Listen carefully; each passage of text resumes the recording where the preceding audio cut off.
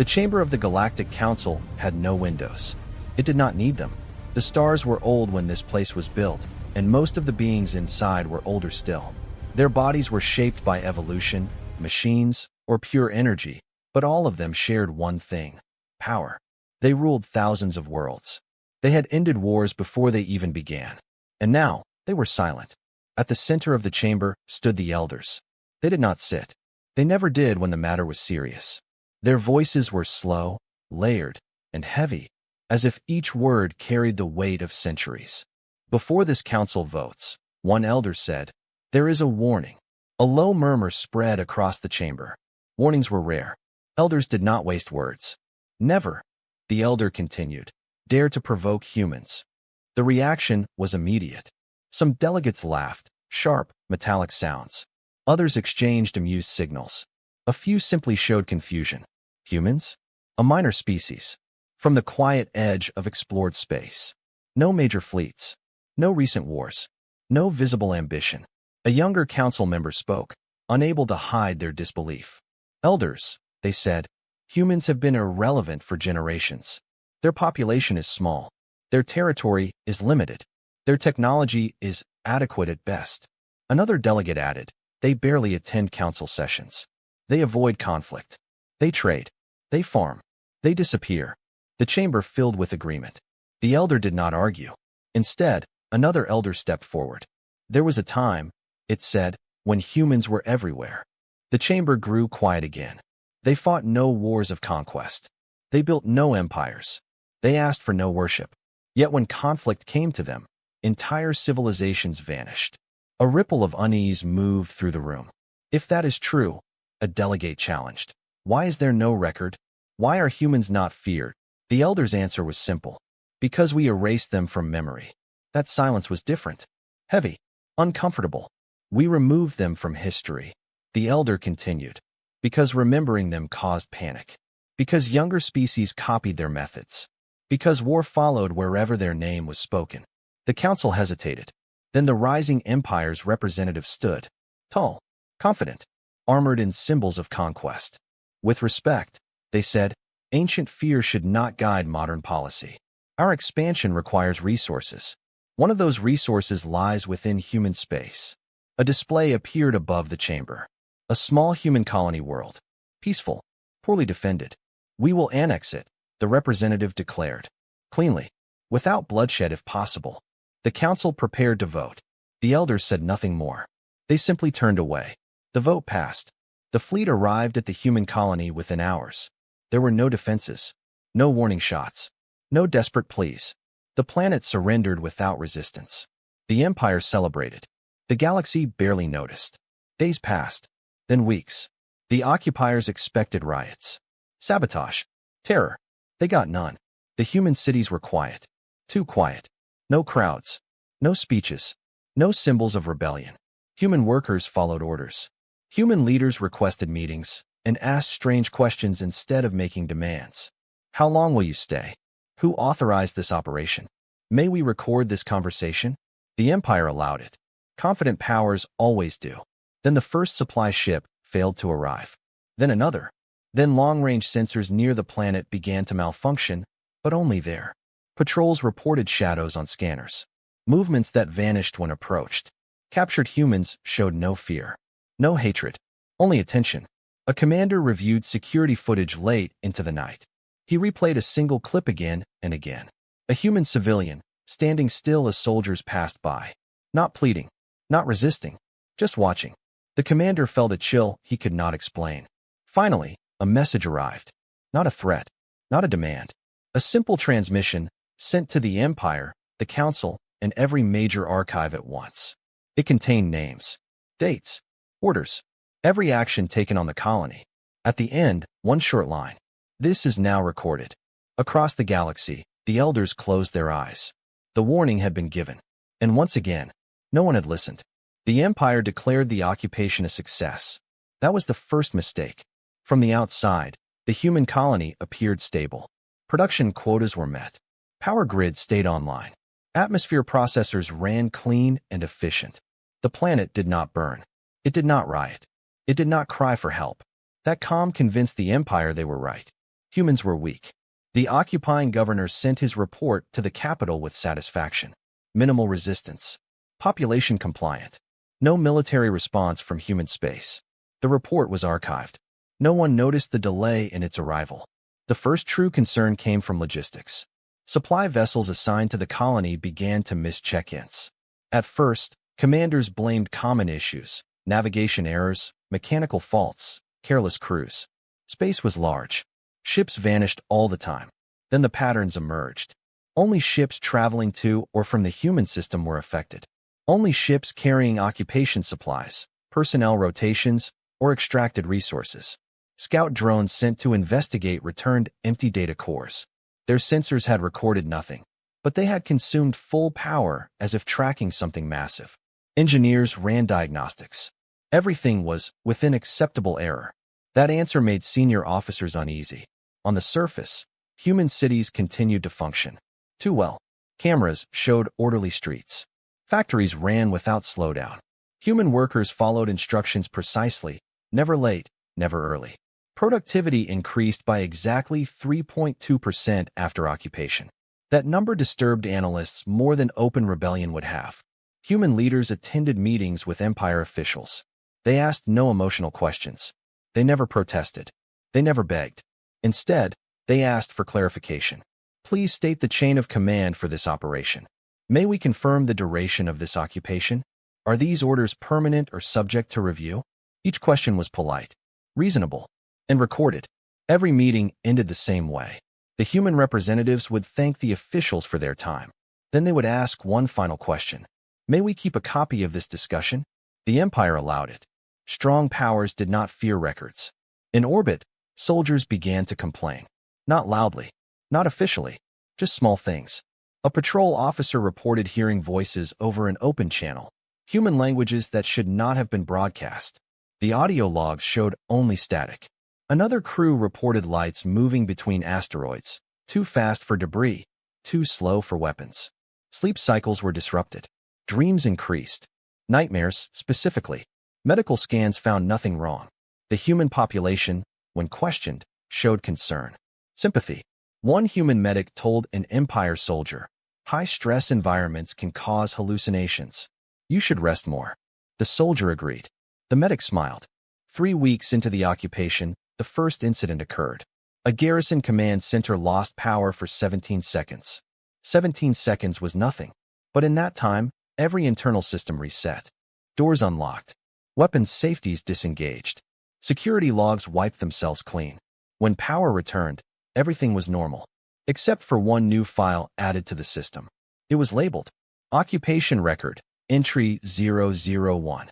The file contained names of commanding officers, exact troop counts, equipment inventories, order timestamps, information that should not have been accessible. Command ordered an investigation. Human technicians were questioned. They were confused, apologetic. One technician explained calmly, "We do not have access to those systems." That was true. They never said they didn't understand them. At the Galactic Council, whispers began. Minor species noticed trade disruptions. Shipping lanes felt thinner. Insurance costs near human space rose sharply. A junior archivist cross-referenced recent data. Human systems were quiet. Too quiet. No fleet movements. No distress calls. No diplomatic protests. Just data traffic. Massive, silent, encrypted data transfers flowing outward. Legal by council standards. Invisible unless one knew exactly where to look. The archivist reported it. The report was dismissed. The Empire's patience began to wear thin. The governor demanded faster resource extraction, increased labor quotas, expanded control zones. Human leaders listened. They agreed. They even helped plan the expansions, offering precise geological data and infrastructure layouts. Entire regions were handed over smoothly. No resistance. No anger. Only cooperation. The governor felt pride. He sent another report to the capital. It arrived late. Then came the disappearance. A high-ranking Imperial inspector arrived to evaluate the occupation. His ship entered the system on schedule. It never exited. No explosion. No distress signal. No debris field. Just absence. The Empire panicked, quietly. Search fleets were dispatched. They found nothing. Human traffic controllers expressed confusion and concern. They offered to help. They provided sensor data. The data showed the inspector's ship entering orbit and then stopping, as if something had asked it politely to wait. That was when fear finally crept in, not among civilians, among strategists. At a secure military hub far from human space, an Empire intelligence officer studied archived material flagged centuries ago. The files were old, restricted, labeled Elder Classification. He should not have had access. Someone had granted it. The documents described a species that avoided dominance, that avoided expansion, that avoided conflict. A species that specialized in systems warfare, information control, and long-term attrition. A species that never fought fair battles. Because fair battles ended too quickly. The officer's hands trembled as he read the final note. Humans do not retaliate immediately. They prepare. They record. They make examples. The officer tried to forward the file. The transmission failed. A new message appeared on his console. File acknowledged. On the occupied world, a human child watched an Empire patrol march past her home. She held a small device in her hands. It displayed a counter. Numbers climbing slowly. She asked her mother, "Is it almost done?" The mother nodded. "Yes," she said softly. "Almost." Above them, unseen, the stars shifted their alignment by fractions, so small no Empire sensor flagged them. But the humans noticed. They always did. The elders met alone. They did not call the council. They did not intervene. One elder finally spoke. "The silence has begun." Another replied. "Then the outcome is already decided." Far away, the Empire prepared reinforcements. They believed escalation would restore control. They believed force would end uncertainty. They believed humans were still reacting. They were wrong. Humans had already moved. The galaxy just hadn't felt it yet. And when it did, it would not be gentle. The Empire's High Intelligence Directorate had a rule older than its banners. If a file carried Elder Classification, it stayed buried.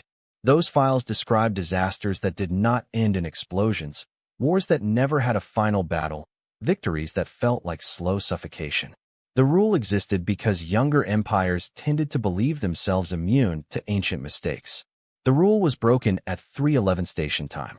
A junior analyst, assigned to track the missing inspector, noticed something impossible. The ship's last known position appeared in 3 databases that did not talk to one another. The timestamps were not identical. They were staggered, as if the event had been recorded from different futures. The analyst escalated the anomaly. The escalation triggered a lock. The lock triggered an archive. The archive opened files no one had read in centuries. They were not labeled human. They were labeled contingency. The documents described a species that avoided obvious power because obvious power drew resistance.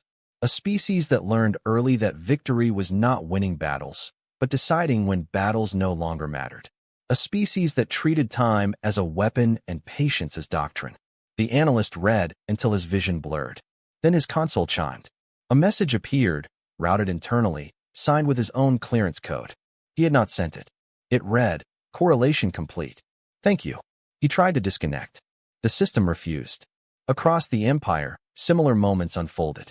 Officers attempting routine checks found themselves diverted into old logs. Engineers noticed diagnostic tools suggesting improvements they had not requested. Logistics officers received optimization routes that increased efficiency by small, undeniable margins. Every improvement carried a signature pattern. Human math. Simple, brutal, exact. None of it broke the law. None of it crossed security thresholds. Each change could be justified in isolation. Together, they formed something else entirely. On the occupied world, human administrators continued their cooperation. They attended meetings. They produced reports. They answered questions with care. When orders arrived, they implemented them perfectly. Too perfectly. Imperial auditors began to notice that human schedules left no slack. No buffer. Every system ran at maximum acceptable load without exceeding it. When asked why, human managers offered the same explanation. Efficiency reduces waste. Waste, to humans, included time. The governor demanded higher output. Humans complied. The planet's energy draw increased by a fraction. Not enough to alarm anyone. Just enough to require adjustments elsewhere. Those adjustments rippled. Power routing changes altered station schedules. Station schedules altered shipping windows.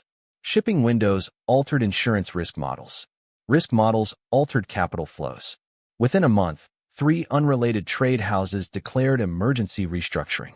They did not know why. At the Galactic Council, a delegate finally asked the question others had avoided. Why are humans not protesting? The answer came from a data clerk who had stayed awake too long. Because they are not a political culture, the clerk said. They are a procedural one. The chamber laughed. The clerk did not. Meanwhile, the missing inspector's family demanded answers. The Empire issued a statement citing navigational hazards. The statement was accurate. A hazard had existed. It was administrative. A single line had been added to a routing table. It redirected vessels matching specific criteria into a holding pattern outside normal sensor coverage. The pattern was legal. It was used for quarantine, for inspections, for customs delays. The inspector's ship met the criteria. It waited. No one told it to leave. Human systems flagged the wait as compliant. Time passed. The crew rationed.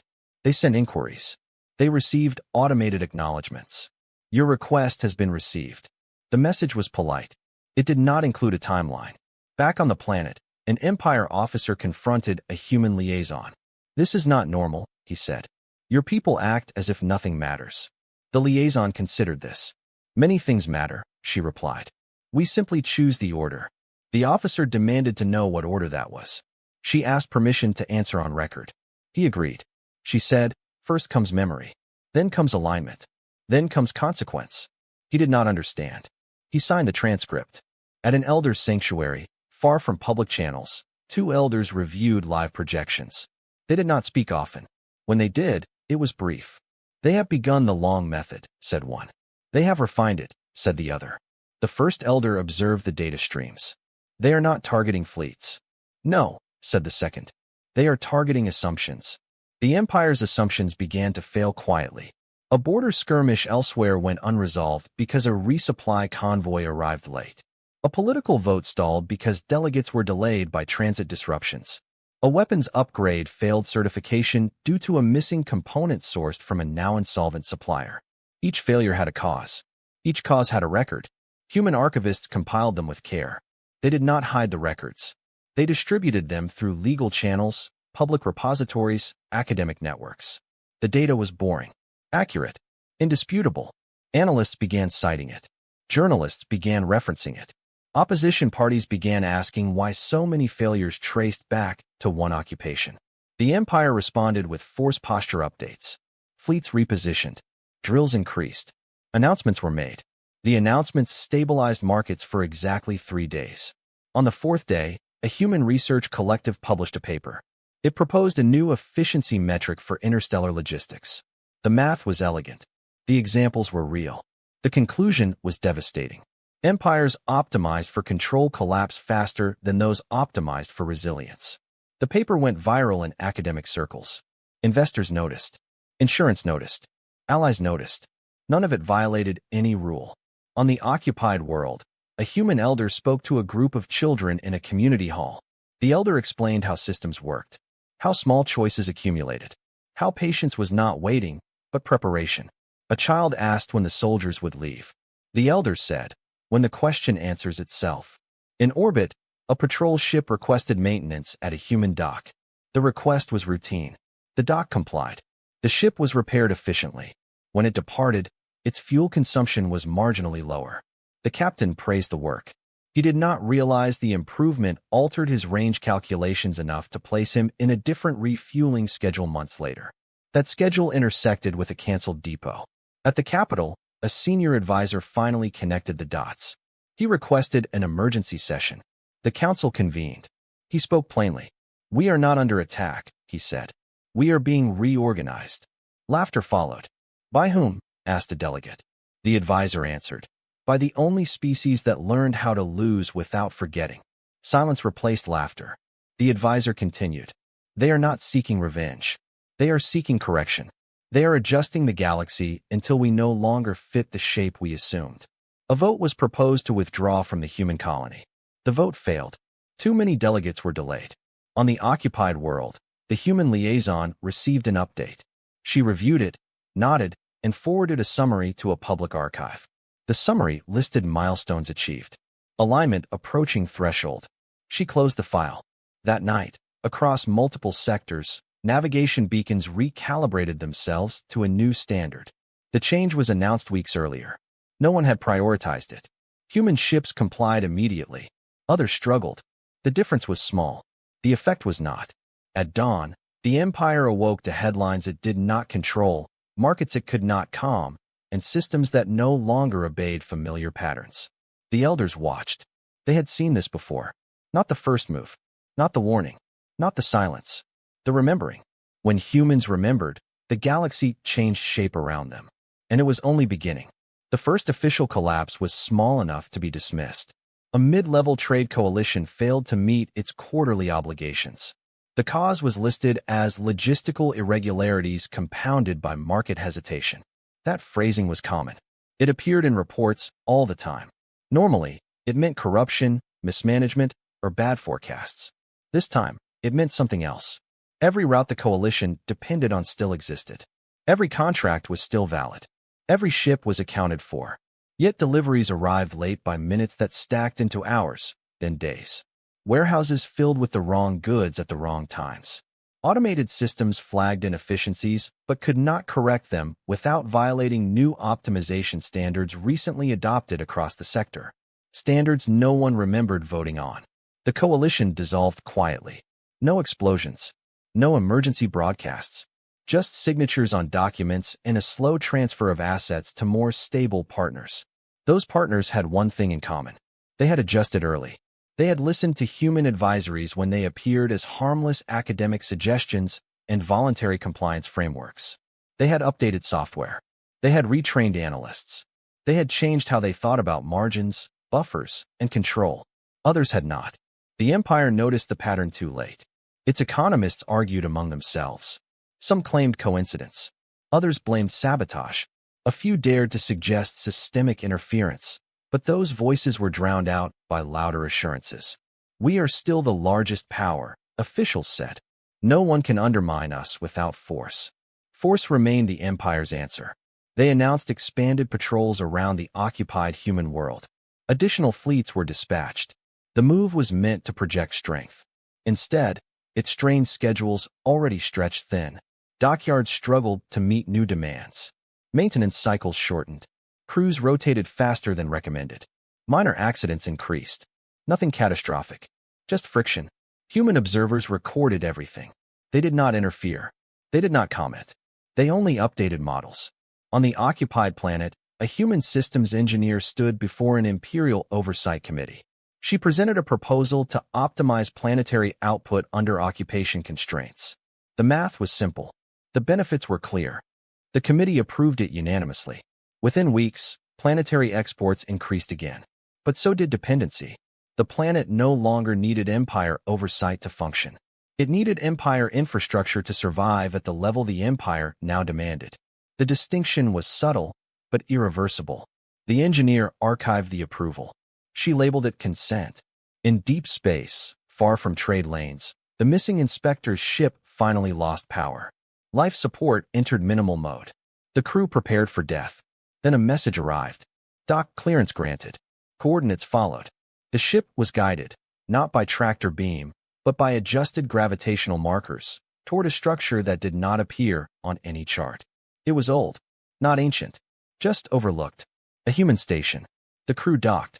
They were met by humans wearing no uniforms. No weapons. Only badges identifying roles, logistics, health, arbitration.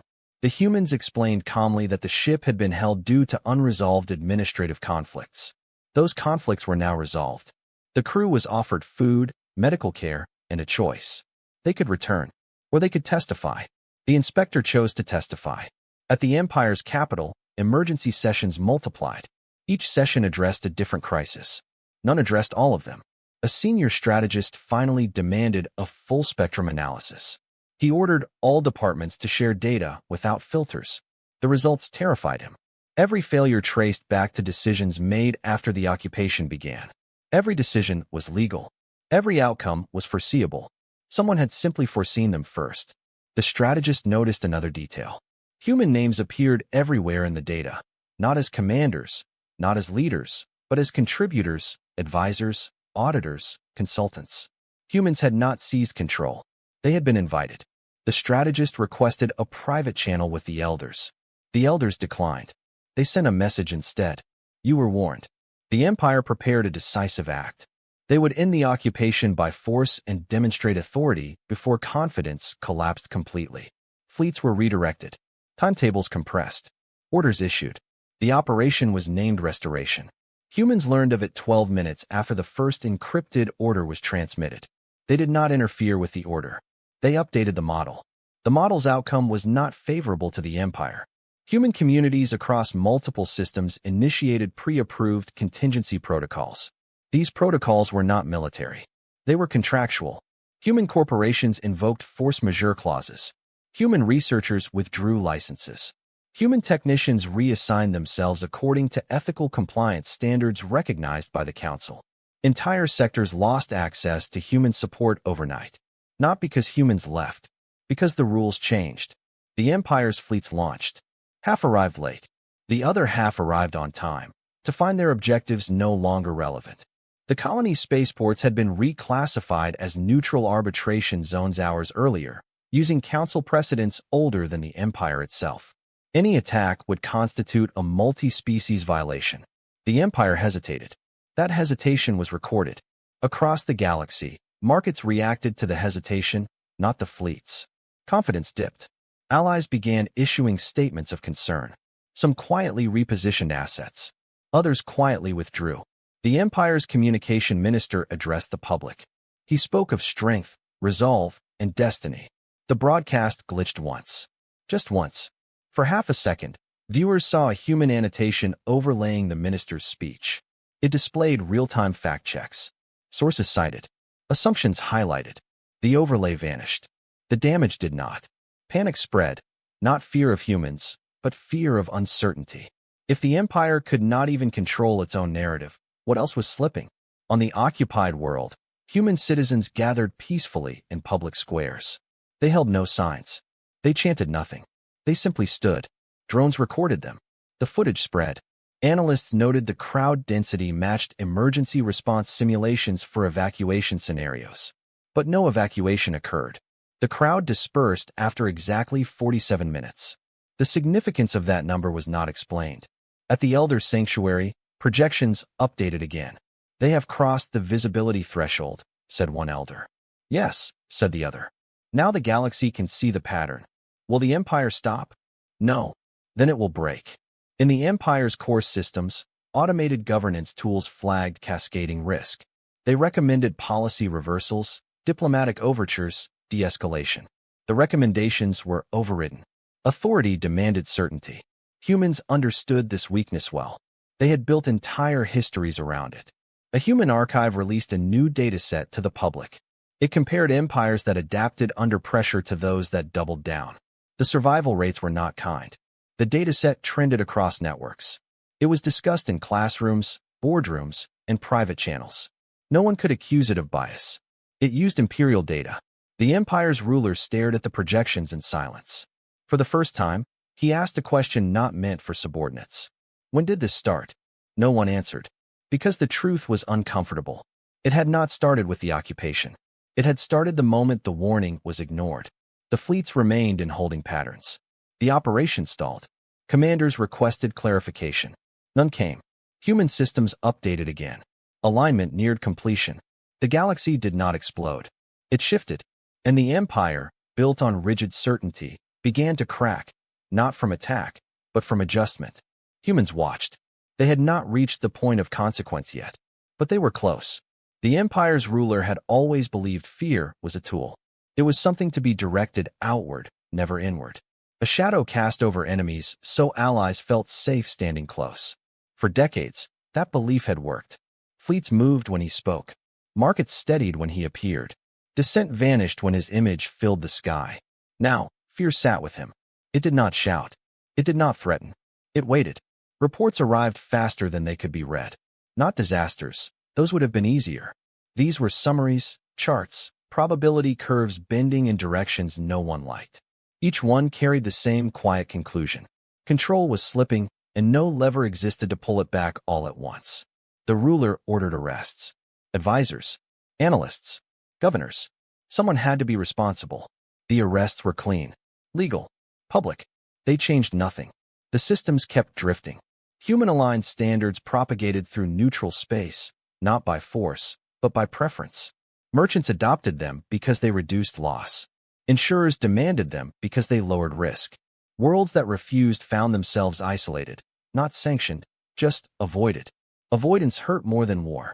On the occupied world, Empire troops remained in position, but their posture had changed. Patrols moved slower. Commanders checked orders twice. Soldiers began asking questions they had never asked before. What happens if the Empire leaves? No one had an answer. Human officials continued to assist. They provided food logistics, medical support, and conflict mediation between Imperial units and local populations. They never demanded concessions. They did not need to. Every interaction produced data. Every resolution created precedent. Every precedent fed a framework now used across 3 sectors. The framework had a name. Adaptive Stability Protocols. The name was human. At the Galactic Council, emergency attendance reached historic highs. Species that had not spoken in generations requested the floor. Trade partners once loyal to the Empire expressed temporary concern. Neutral blocs proposed reviews of occupation legality under updated metrics. The Empire's ambassador argued fiercely. These metrics did not exist at the time of the occupation, he said. A council jurist replied calmly, they exist now. The motion passed. It did not order withdrawal. It ordered evaluation. Evaluation froze everything. No expansion, no escalation, no decisive action without review. The Empire's greatest weapon, speed, was gone. In deep space, the inspector testified. He spoke carefully. He did not accuse. He did not exaggerate. He described waiting. He described the systems responding politely while denying urgency. He described realizing, slowly, that no one was threatening him, and that this was worse. They did not imprison us, he told the council recorders. They placed us in a process. And once inside it, there was nowhere to appeal. The testimony spread. So did the fear. Within the Empire's military, a quiet divide formed. Younger officers questioned doctrine. Older ones clung to it harder. Simulations were run behind closed doors. In every simulation where force was applied directly against human systems, the result was the same. Victory. Brief. Costly. And followed by collapse. Because humans did not concentrate assets. They distributed them. You could destroy a human fleet. You could not destroy human alignment. The ruler demanded a final option. Something irreversible. His strategists hesitated. Then one spoke. We can break the pattern, the strategist said, but only by burning through it. The plan was brutal. The Empire would disengage from human integrated systems entirely. Sever trade. Abandon shared infrastructure. Rebuild internally at immense cost.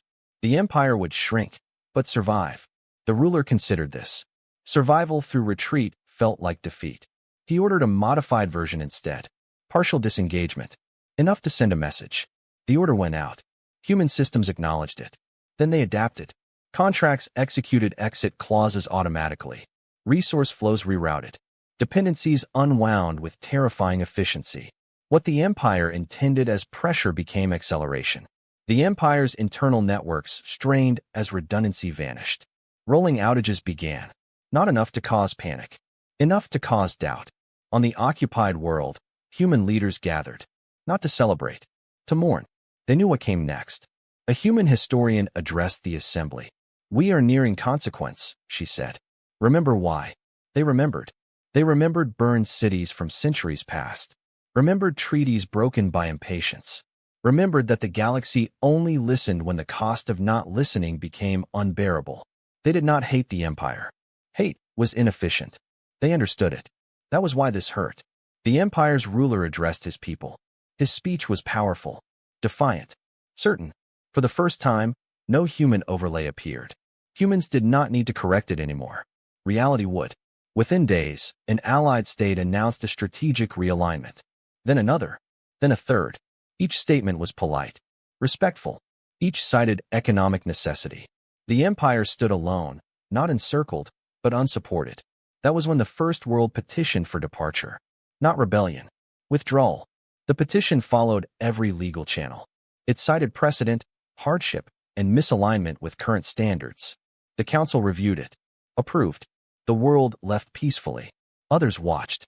The ruler ordered the petitions denied. They were. But the damage was done. Leaving was possible. Human observers updated the model. Consequence probability crossed threshold. At the elder's sanctuary, the projections shifted color. One elder spoke. They have reached the point they warned us about. The point of no return? No, the other replied. The point of choice.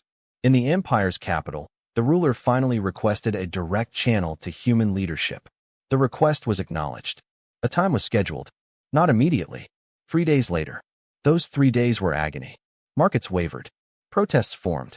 Fleets waited for orders that did not come. When the channel opened, the ruler expected a council, a command staff, a show of power. He saw one human. Unarmed. Calm. We warned you. The human said, without accusation. You hid yourselves, the ruler replied. You let us believe you were weak. The human nodded. Yes. Why? Because strength that must be displayed invites challenge, the human said. We prefer strength that ends arguments. The ruler demanded terms. The human did not present demands. She presented outcomes. The empire could continue resisting. It would fracture slowly, painfully, legally. Or it could accept restructuring guided by protocols humans had already shared. The ruler saw the truth then. There was no victory left. Only survival with dignity. He asked the question that mattered. What happens if we refuse? The human answered honestly. You become a lesson. Silence followed. Across the galaxy, systems waited. The ruler closed his eyes. He had ruled through fear. Now he understood its name. It was not humanity. It was inevitability. And humans had mastered it. The transmission ended. Human archives updated the record. Alignment complete. Consequence initiated. The moment consequence initiated, nothing exploded. That confused everyone. Empires expected consequence to look like fire, fleets, or collapse. They expected alarms and emergency alerts. They expected the sound of something ending. Instead, the galaxy grew quieter. Trade routes did not close. They thinned. Communications did not fail. They slowed. Governments did not fall. They began to hesitate. The empire felt it first in its core systems. Decisions that once took minutes now required reviews. Reviews required justification. Justifications triggered audits based on the very protocols humans had published openly months earlier. Every audit was fair. Every rule was legal. Every delay was justified. The empire had ruled through speed and certainty. Humans had removed both. In military command centers, officers stared at timelines that no longer aligned. Fleet redeployments conflicted with civilian shipping priorities. Energy allocation models contradicted security requirements. Every solution solved one problem and created two more. Human systems offered recommendations. They always did. The recommendations were optional. Ignoring them carried consequences. On the occupied world, the human population changed behavior overnight. Factories reduced output. Hospitals shifted to emergency-only schedules. Transportation grids prioritized evacuation readiness over commerce. To imperial observers, it looked like retreat. To human analysts, it was something else. Risk isolation. A human governor addressed the planet in a single broadcast. It is time, she said calmly. We will carry the weight now. No one cheered. They understood what that meant. Across human space, far beyond the occupied world, similar broadcasts occurred. They were not coordinated publicly. They did not need to be. Human worlds began drawing power from reserves never declared to the Council. Stellar siphons activated. Deep core reactors pushed past safe margins. The energy surge fed the network humans had been building quietly for generations. The one the elders once used. The difference was scale. Human stars dimmed slightly. Only slightly. But astronomers noticed. The Empire's scientists panicked when the data reached them. You can't do this, one shouted during an emergency council briefing. You're destabilizing stellar systems. A human representative responded without raising her voice. We know. The council demanded an explanation. The explanation was simple. Humans had reached the point where correction required commitment, not pressure. They were willing to pay the price. No other species ever had. The network came fully online. It did not fire weapons. It did not erase fleets. It adjusted gravity, probability, and infrastructure access across key nodes of galactic civilization. Hyperlanes shifted by fractions too small to be detected instantly, but large enough to alter transit efficiency. Communication relays rerouted through human-managed arbitration nodes. Energy markets recalculated prices based on new risk models that favored stability over dominance. Empires that adapted survived. Those that resisted hemorrhaged resources trying to maintain old advantages.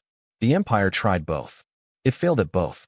The ruler convened his final inner circle. The room was smaller than it used to be. Several seats were empty, resigned, arrested, or simply gone. He asked a question no empire ruler had ever asked out loud. How much will this cost us? No one answered immediately. Then an economist spoke. Everything you want to keep, she said. But not everything you need. The ruler looked older than his years. He ordered withdrawal from the occupied world. The order arrived too late to change the process, but not too late to matter. Human command acknowledged it. They did not celebrate. They mourned. Because withdrawal did not stop consequence. It only defined its shape. The empire's fleets pulled back in orderly fashion. No shots were fired. No one chased them. The galaxy watched. Many expected humanity to strike now, to punish weakness, to assert dominance. Humans did not. They had already won. What followed was worse for those who still did not understand. The network released its final phase. Judgment without revenge. Empires were not destroyed. They were reduced. Territories reorganized according to population consent metrics. Military forces capped by sustainability thresholds. Economic advantages tied to contribution rather than extraction. No throne was touched. No leader executed. But power flowed differently. The empire woke one cycle to discover it no longer controlled its outer systems. Those systems had not rebelled. They had rebalanced. Legal petitions, backed by human-documented data, transferred authority to local governance under council oversight. The empire appealed. The appeals were reviewed. Denied. Every denial cited the empire's own laws. That hurt most of all. On human worlds, the cost became visible. Cities dimmed. Power rationing began. Medical facilities operated under triage protocols. Entire research sectors shut down permanently. Human citizens accepted it. Not quietly. Proudly. Because they knew why. A human child asked her father why the sky looked darker. The stars are helping us, he said. Will they be okay? He hesitated. Yes, he said. Eventually. Some stars would not be. Humanity recorded their names anyway. Across the galaxy, species reacted in disbelief. No one sacrifices like this, said a council delegate. An elder answered. That is why no one could stop them. The empire's ruler requested one final audience. Not with the council. With the elders. The elders agreed. The meeting was brief. You were warned, an elder said. I know, the ruler replied. I thought fear was weakness. It often is, the elder answered. Unless you fear the right thing. The ruler asked the question that haunted him. Why didn't you stop them? The elder looked at the projections of dimming human stars. Because we tried once before, it said, and learned that stopping humans only delays consequences. It never prevents them. The ruler returned to his palace alone. He signed the final restructuring accords. When he finished, the empire he had ruled no longer existed as it once had. It still stood, but it would never dominate again. Human systems began powering down the network. Stars were released from load. Some recovered. Some did not. Humanity did not hide the losses. They published them. Every world lost. Every life given. Every system burned. The galaxy read the numbers. They were unbearable. That was the point. At the Galactic Council, the elders did something unprecedented. They stood. They bowed. Not to a throne. Not to a flag. But to a species that had proven something the galaxy had forgotten. That power did not come from conquest. It came from the willingness to suffer so others would never have to. Humanity returned to silence after that. No fleets. No declarations. No demands. Only records. And one new law, written into every charter, every treaty, every archive. Never provoke humans. Not because they are violent, but because they are willing to pay a price no one else will. The galaxy accepted the law because it had seen the cost, and it knew humanity would pay it again if it ever had to. The war never received a name. Historians would argue later that this was because no one could agree when it began, or if it had truly been a war at all. There had been no declaration, No final battle, no moment when victory was announced across the stars. Yet when the network powered down and the consequence settled, the galaxy was no longer the same shape. Empires measured power in fleets, borders, and fear. After humans, power was measured in alignment. That change frightened everyone. The Empire's former territories did not fall into chaos. That was what its leaders had predicted and what they had warned others would happen. Instead, something more unsettling occurred. They stabilized.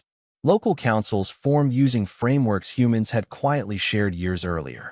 Resource distribution adjusted to population need rather than extraction quotas. Defense forces shrank, but did not disappear. They became regional, cooperative, transparent. Former subjects did not celebrate. They rebuilt. The Empire watched this with a bitterness deeper than rage. It had ruled through command. Humans had ruled through consequence. Across the galaxy, species that had lived under the shadow of greater powers began re-evaluating their own systems. They requested access to human archives. They studied the protocols. They asked questions humans did not rush to answer. Humans never imposed their way. They only explained it. An explanation was enough. At the Galactic Council, sessions grew longer and quieter. Grand speeches lost their effect. Delegates came prepared with data instead of threats. Votes slowed. Decisions became harder, but more durable. An elder observed the chamber and spoke softly to another. "They have learned restraint," it said. The other elder replied, "No, they have learned fear of consequence. Restraint comes later." Human representatives attended council sessions again. They did not sit at the center. They did not ask for authority. They brought records. When disputes arose, humans would open an archive, highlight precedent, and remain silent. Most arguments ended there, because the archive never lied. On human worlds, recovery was slow. Some cities never regained their former brightness. Some research facilities remained abandoned. Memorials grew in places where infrastructure once stood. Humans did not hide these scars.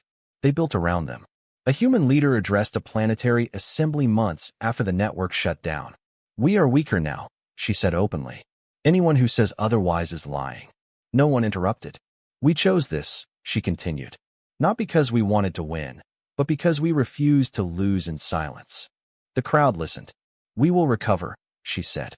"But we will never forget what it cost to be heard." Across the galaxy, that message spread. Strength began to be redefined. The Empire's former ruler lived out his days quietly. His title was gone. His authority reduced to ceremonial counsel. He spent long hours reading human histories, human philosophy, human accounts of past collapses. One passage haunted him.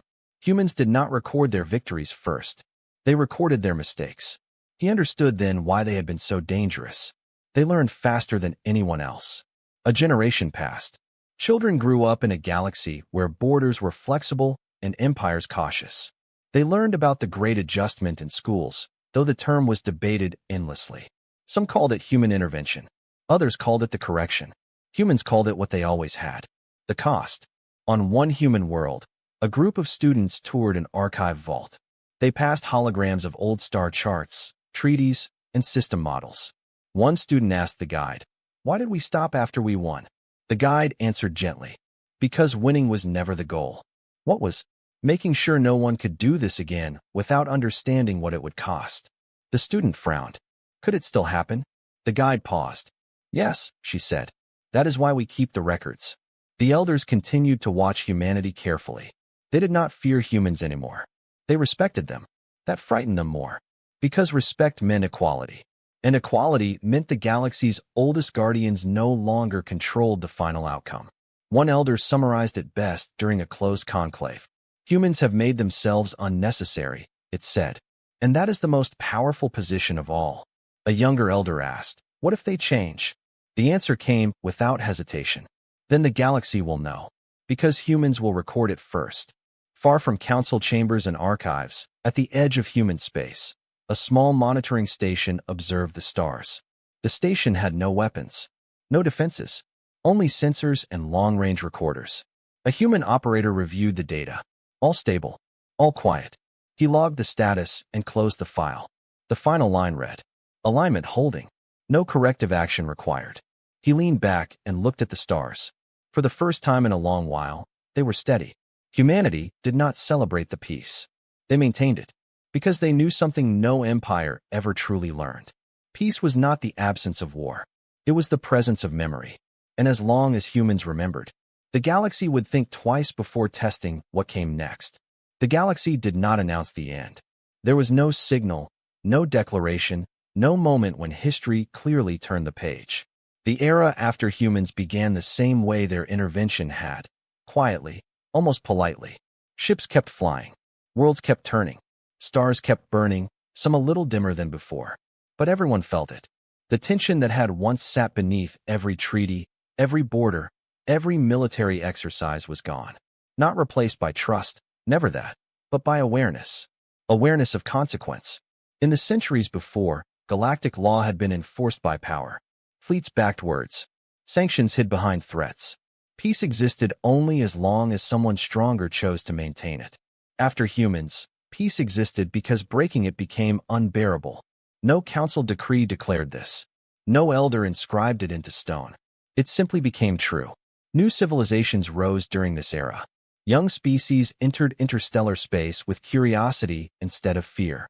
When they studied history, they did not see humans listed as conquerors or rulers. They saw them listed as a constant, an anomaly, a species that intervened once and ensured it never had to again. On many worlds, memorial days were observed in silence, not for fallen soldiers, but for lost capacity, for stars that burned shorter lives, for cities that never fully recovered. Humans attended these memorials openly. They never asked others to share the grief, but others did, because the cost had not only been human. It had been shared, willingly or not, by an entire galaxy forced to confront what power actually meant. The Galactic Council evolved. Slowly, painfully. Old procedures were discarded. Emergency powers were restricted. Oversight bodies gained real authority. No single empire ever again held unchecked control over interstellar infrastructure. When debates grew heated, someone would eventually say the phrase, "Remember the adjustment," that ended arguments faster than any threat. The elders faded from prominence. They did not vanish, but they no longer guided the galaxy openly. Their warnings were no longer needed. Younger species had learned the lesson the elders had failed to teach for millennia. Fear of annihilation was not what preserved civilization. Fear of responsibility did. Humanity returned, by most measures, to obscurity. They rebuilt their world slowly, carefully. They refused aid that came with obligation. They accepted help freely offered, but recorded every agreement with ruthless transparency. Human fleets remained small. Their technology advanced, but not in ways meant to intimidate. Their greatest investments were not weapons, but archives. Living systems of memory, accessible to anyone willing to learn. Many species sent observers. Some sent students. A few sent spies. The spies always left changed. Because there was nothing to steal, only lessons to absorb. One such visitor, a diplomat from a newly spacefaring species, once asked a human archivist a question that had echoed across centuries. "Why didn't you take control?" the diplomat asked. "You could have ruled everything." The archivist smiled sadly. "Rule requires maintenance," she said. And we were already tired. Tired of what? Of cleaning up after those who confuse power with purpose. The diplomat did not fully understand, but they recorded the answer anyway. On a distant world that had once been part of the empire, children played under skies no longer patrolled by foreign fleets. They learned history from teachers who spoke carefully, without hatred. They were taught that their world had once been conquered. They were also taught that it had been freed without a single shot fired in its name. That contradiction fascinated them. One child asked, "Were humans heroes?" The teacher shook her head. "No," she said. "They were accountants." The class laughed. The teacher did not. "They counted everything," she continued. "Lives, time, risk, loss." They understood that if you do not count the cost early, you pay it later, with interest. The empire itself became a case study taught across the galaxy, not as a villain, but as a warning. A civilization that had everything it needed to endure and still chose certainty over wisdom. Its former ruler died quietly, his passing marked by a single paragraph in the archives. His final recorded words were not regret, but clarity. "I mistook silence for weakness," he had said, "and patience for surrender." Those words were cited often. especially by those tempted to test the boundaries of the new order. Because there were always those tempted. Ambition did not vanish from the galaxy, nor did greed, fear, or pride. But ambition now faced something it had never faced before: memory. Every attempted expansion was analyzed against historical models. Every act of aggression triggered comparisons no one wanted to resemble. Markets reacted faster than militaries. Allies hesitated before committing, not because humans threatened them, but because humans had already shown what happened when systems broke, and how much it hurt to fix them. On one human world, long after the adjustment, an elder visited quietly. No council announcement, no escort, just an old being walking through a human archive. They stopped before a record marked simply, "Consequence initiated." The elder stood there for a long time. A human attendant approached, respectful but unafraid. "Do you regret it?" the elder asked. The human considered the question. "Yes," she said. "Every day." The elder seemed surprised. "Then why would you do it again?" The human looked at the stars displayed across the archive ceiling. "Because regret means we understood the cost," she said, "and paid it anyway." The elder nodded slowly. That was when the elder finally understood why humans had terrified them. Not because they were ruthless, but because they were willing to hurt themselves to stop others from being hurt. That was not a trait the galaxy knew how to fight. Years turned into decades. Decades into centuries. The law remained. It was never carved into stone. Never enforced by fleets. Never spoken as a threat. It lived in shared memory, in archived data, in the quiet hesitation before any act of domination. Never provoke humans.